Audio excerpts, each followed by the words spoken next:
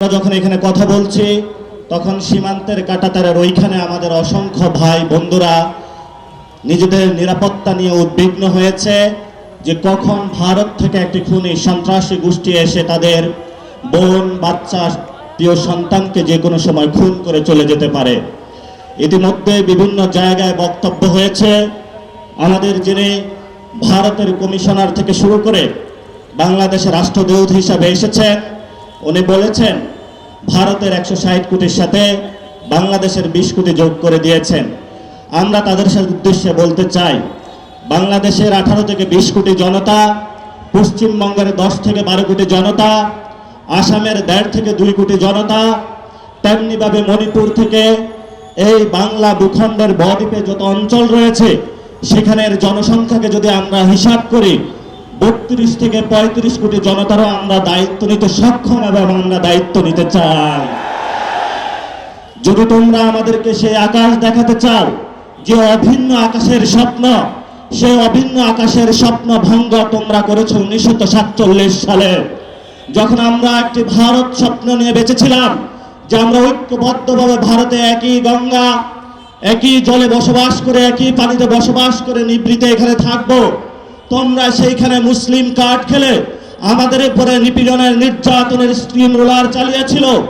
আমরা বাধ্য হয়ে স্বাধীনতার আওয়াজ তুলে সে একই জায়গায় আজকে উপনীত হয়েছি। নতুন করে যে স্বপ্ন তুমি আমাদেরকে দেখাচ্ছ সেই স্বপ্ন তোমরা 47-এ ভঙ্গ করেছ।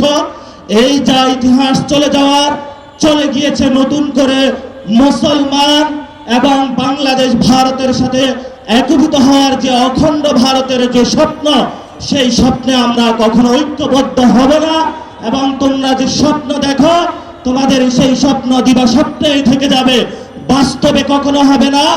যদি বাস্তবে হওয়া সম্ভব, যেটা আমাদেরকে ভাসানী বলে গিয়েছিলেন, পশ্চিমবঙ্গ আমার, আসামও আমার, মণিপুরও আমার, এই বদ্বীপ পুরোটাই হলো আমাদের।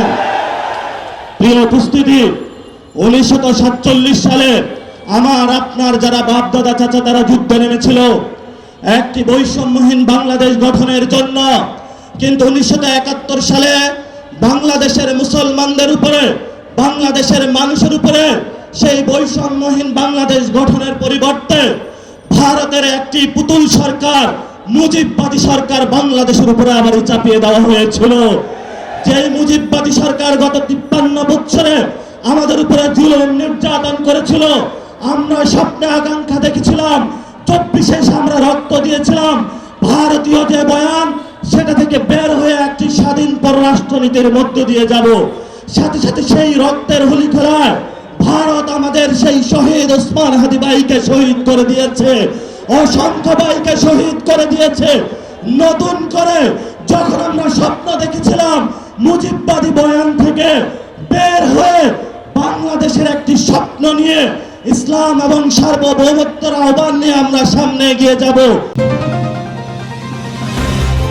চ্যানেল বি+, নতুন সূর্যোদয়, নতুন বাংলাদেশ।